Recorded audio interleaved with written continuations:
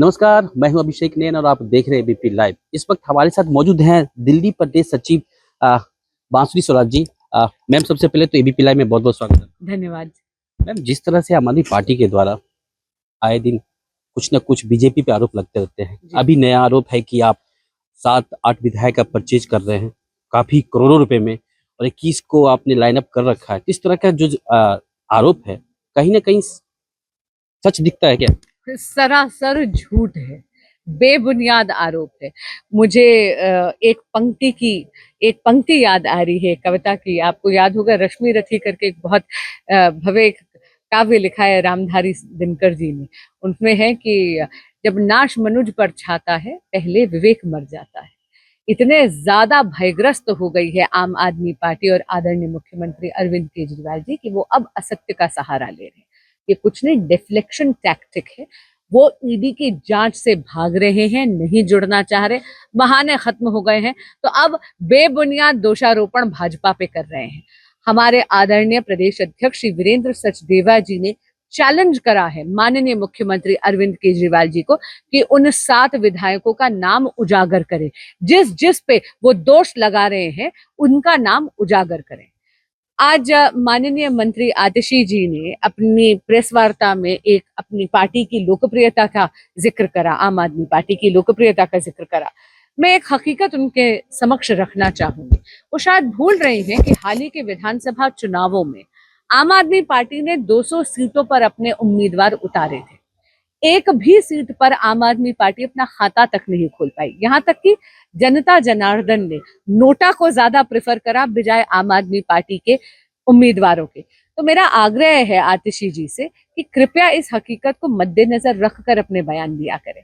और एक निवेदन माननीय मुख्यमंत्री जी से भी है कि जांच से भागना बंद करें, झूठ का सहारा लेना बंद करें, जांच में जुड़े ताकि दूध का दूध और पानी का पानी हो सके। लगातार मुख्यमंत्री के द्वारा जो कहा, दिल्ली के मुख्यमंत्री अरविंद केजरीवाल जी के द्वारा कहा जाता है कि ईडी का काम है हमें समन भेजना, हमें जवाब देना या नहीं देना मेरा काम।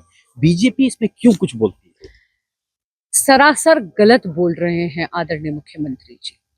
Section 50 subsection 3 of the PMLA mandatory करता है, अनिवार्य करता है कि अगर ईडी ने आपको समन भेजा है तो आपको पेश होना ही जरूरी है।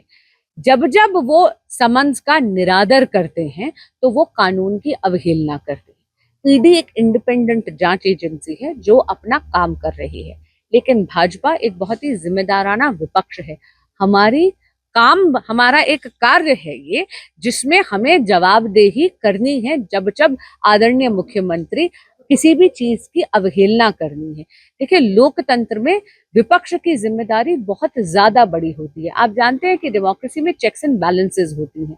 जब भी भाजपा उनसे ये प्रश्न करती है तो हम ईडी की पैरवी नहीं कर रहे, लेकिन हाँ, हम जिम्मेदारी तो याद कराएंगे ना अरविंद केजरीवाल जी को, माननीय मुख्यमंत्री को। यही तो विपक्ष का काम है।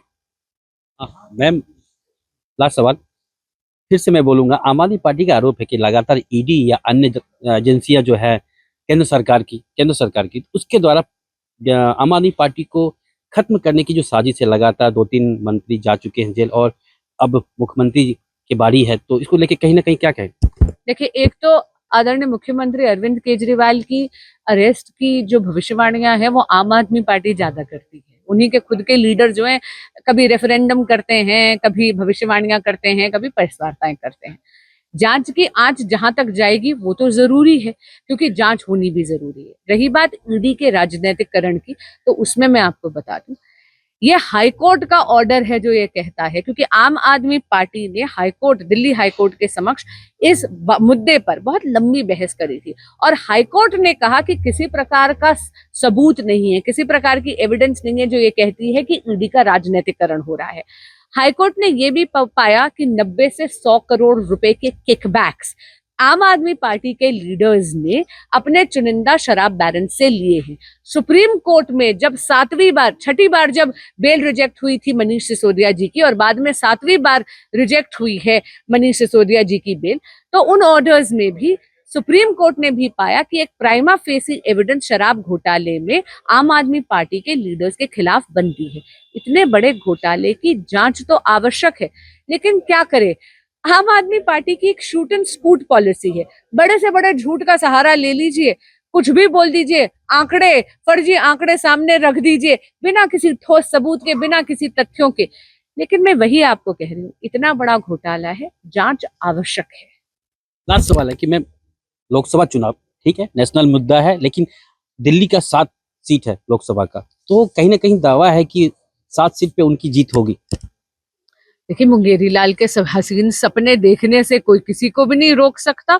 अगर उनको ये सपने आ रहे हैं तो बहुत अच्छी बात है, लेकिन मैंने अभी आपको बताया, हाल ही के विधानसभा चुनावों को मीडिया हमेशा लोकसभा चुनाव का सेमीफाइनल कह रही थी। तो अगर उस सेमीफाइनल का आप रिजल्ट देखें तो जैसे मैंने कहा, 200 सीटों पे इन्होंने अपने उम्मीदवार उतारे थे और आम आदमी पार्टी एक भी सीट पे अपना खाता तक नहीं खोल पाई।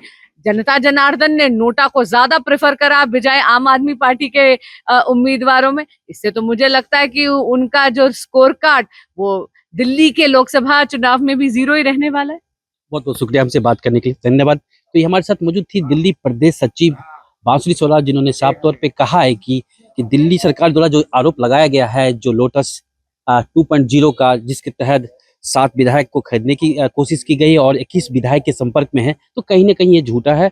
और जो दिल्ली का जो 7 सीट लोकसभा की बात करें, 7 सीट उसको जीतने की जो ख्वाहिश है, उस पर उन्होंने साफ तौर पे कहा कि मुंगेरी लाल के सपने तो कोई भी देख सकता है। अभिषेक नैन, एबीपी लाइव, दिल्ली।